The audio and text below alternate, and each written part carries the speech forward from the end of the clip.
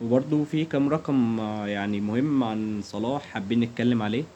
يعني ان صلاح النهارده قدر بخلال الهدف اللي سجله يعمل رقم مميز جدا، انه الهداف التاريخي لمصر في كأس العالم. وهو يعتبر اكتر واحد عامل مساهمات السنة دي، عامل جايب جون واسيستين.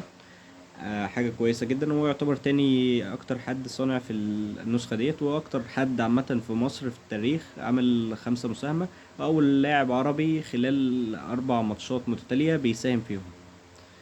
فحاجة يعني حاجة إعجازية حرفيا. صلاح يعني حتى وهو خلاص كبر، وهو يعني حرفيا بيكبر في السن، لسه عنده الحتة، لسه عنده اللمسة، لسه عنده الأداء، لسه عنده حاجة يقدمها.